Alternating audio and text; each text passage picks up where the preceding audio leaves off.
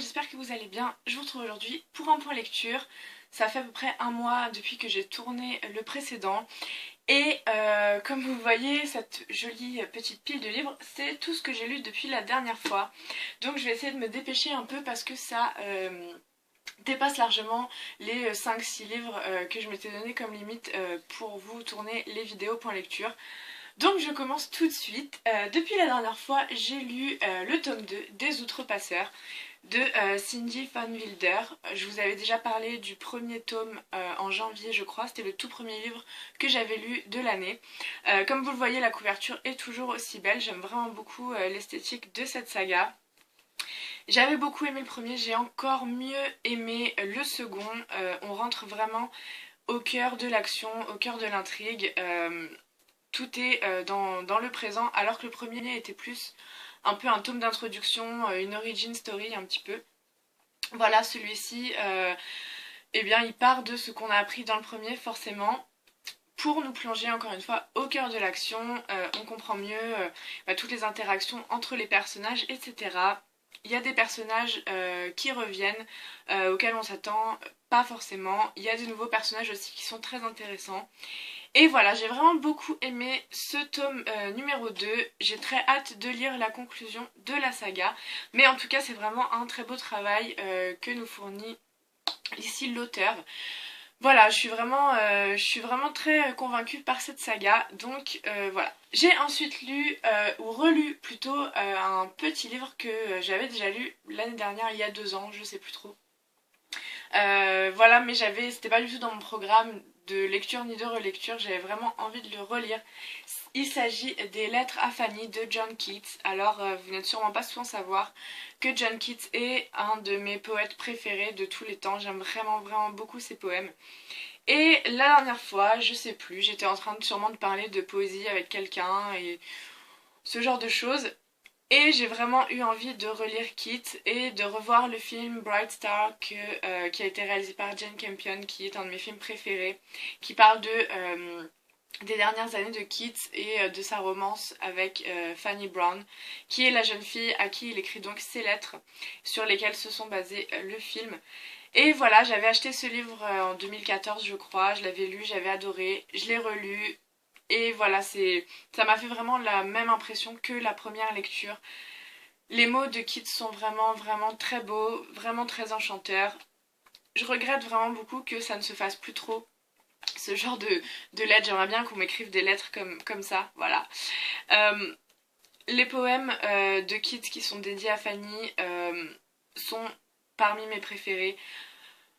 Voilà, c'est vraiment très beau. Je l'ai lu en VO évidemment parce que ça a beaucoup plus d'impact, beaucoup plus de sens, de musicalité, etc. Voilà, si vous avez l'occasion de lire Les Lettres à Fanny, je vous encourage fortement à le faire, que ce soit en français ou en anglais. Vraiment, c'est un petit livre à découvrir. Et si vous pouvez aussi regarder le film, qui est vraiment très bien, eh bien je vous encourage très fortement à le faire. J'ai ensuite lu un autre livre qui a donné lieu à un film. Il s'agit de Into the Wild de Jon Krakauer.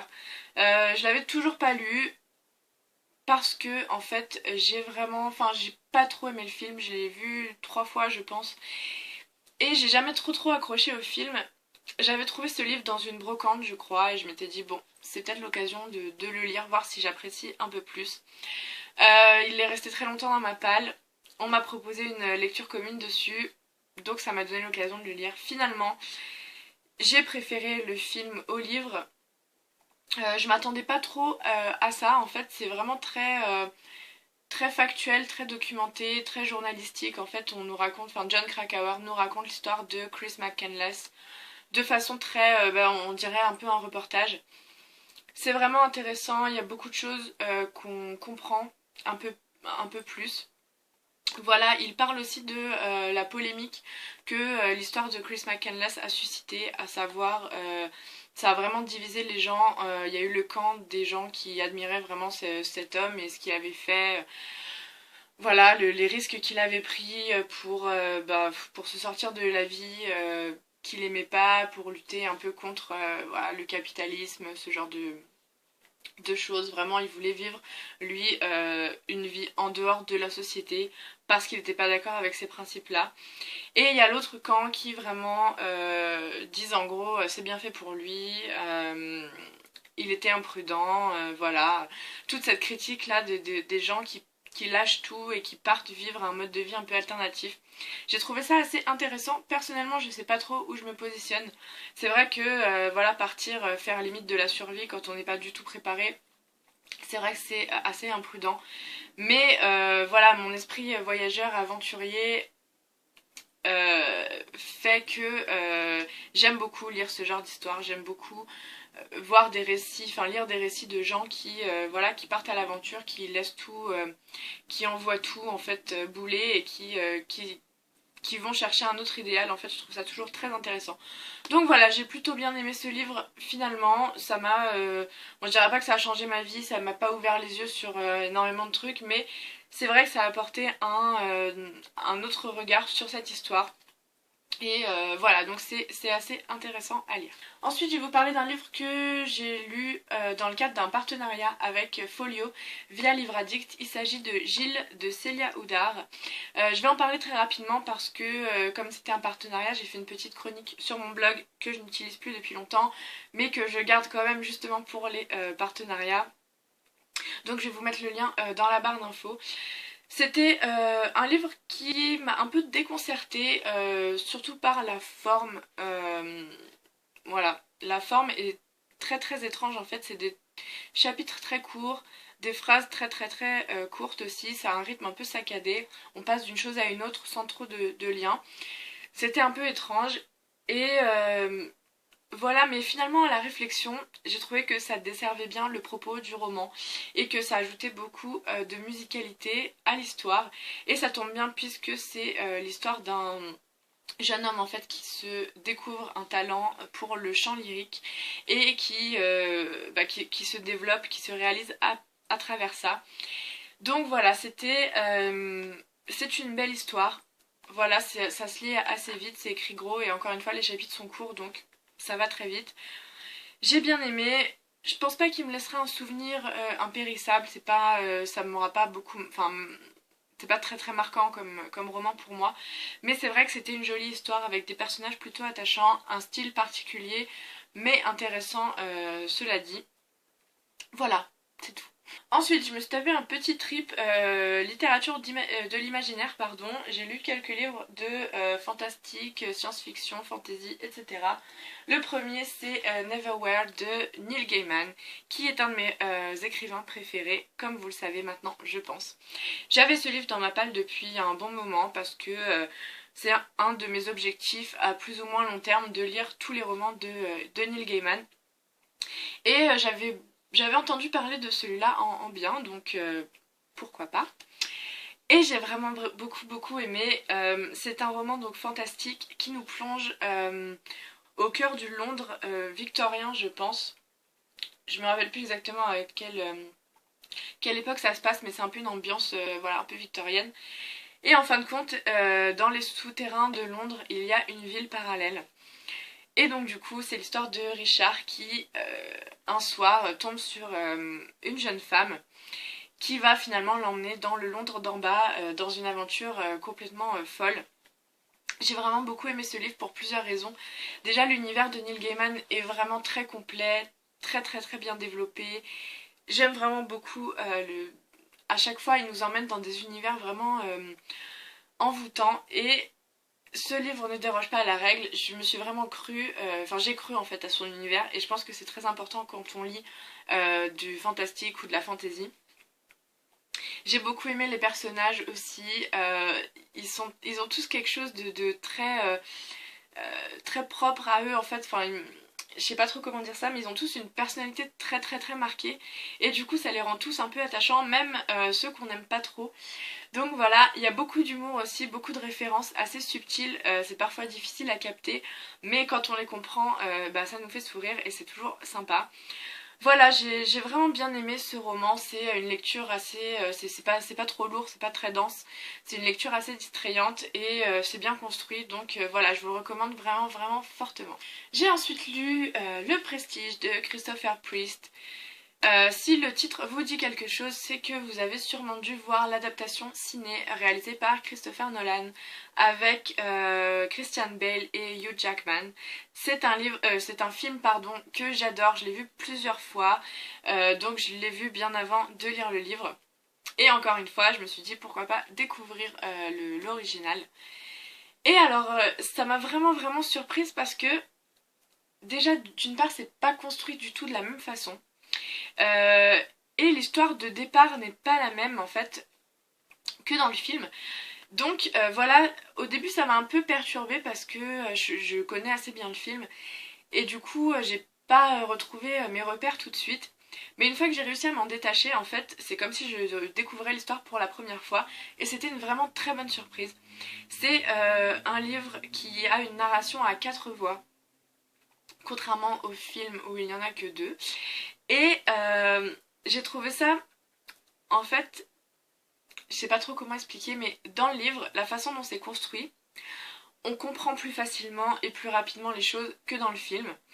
Et voilà, tout ce qui entoure la rivalité entre les deux magiciens est vraiment très clair. Alors c'est vrai que c'est un peu plus linéaire parce que on a d'abord l'histoire d'Alfred Borden et ensuite on a l'histoire de Angier. Dans le film ça se mélange un peu plus. Et aussi, alors par contre du coup l'effet un peu de twist final, de retournement de situation, de retournement de cerveau qu'on a dans le film, on le retrouve pas dans le livre parce qu'on a les éléments de réponse beaucoup plus tôt. Ce que j'ai bien aimé aussi, c'est justement tout l'aspect, enfin toute l'histoire, pardon, avec la descendance des deux magiciens. Ça, c'est pas du tout présent dans le film, et je trouvais que ça apportait quelque chose d'assez intéressant au récit. Sinon, voilà, c'est assez bien écrit, ça se lit étonnamment très vite parce que, bon, il fait 500 pages le livre, mais vraiment, j'étais vraiment prise dedans, en fait, même en connaissant l'histoire déjà au départ.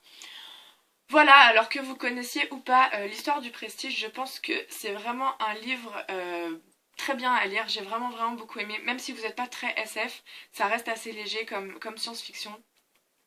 Voilà, c'est vraiment, encore une fois, une très bonne lecture. Ensuite, j'ai lu un petit livre qui s'appelle Le plus bel endroit du monde est ici.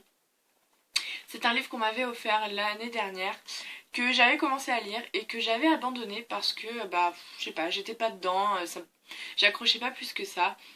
Et j'aime pas laisser des livres inachevés, ça m'énerve. Et en fait, on m'a proposé pareil une lecture commune dessus. Donc je me suis dit que c'était l'occasion de le reprendre. Finalement, j'ai plutôt apprécié. C'est clairement pas la lecture de l'année.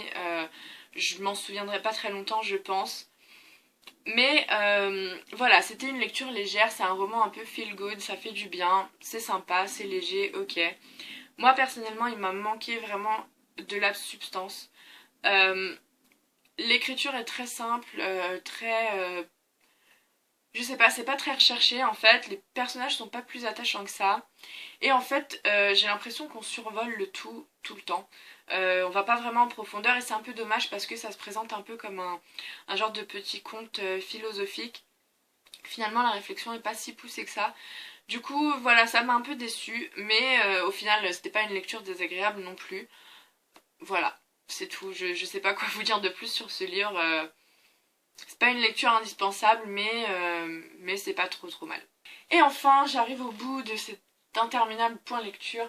J'ai lu Journal d'un vampire en pyjama, le dernier Mathias Malzieu, dont je vous parlais dans le book haul précédent qu'on m'a offert. Et voilà, j'avais super hâte de lire parce que Mathias Malzieu est pareil, un de mes écrivains préférés. J'ai lu tous ses livres maintenant. Et j'avais très hâte de lire ce livre parce que c'est une autobiographie, en fait, c'est en forme de journal comme son titre l'indique. Parce que Mathias Malzieu a été diagnostiqué d'une maladie assez importante de la moelle osseuse. Et voilà, du coup, il raconte dans ce livre son histoire, ses déboires, ses aventures à l'hôpital, etc. Voilà, c'est très touchant. C'est sûr que c'est pas très joyeux forcément, mais la plume de Mathias Malzieu a le don de rendre tout beaucoup plus poétique, beaucoup plus beau, beaucoup plus enchanteur. Voilà, c'est pas le monde des bisounours, mais la façon dont il écrit, c'est vraiment très touchant. Enfin, moi, ça me touche vraiment beaucoup. Et voilà, j'ai trouvé ce livre très très bien, j'ai beaucoup aimé.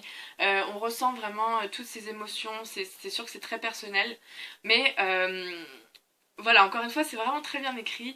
Et c'est assez fou de se dire que cet homme-là, en fait, est dingue. Enfin, il a été, il a été malade en plein milieu de la promo pour le film Jack et la mécanique du cœur. Donc, il avait pas mal de trucs à faire et il les a fait quand même.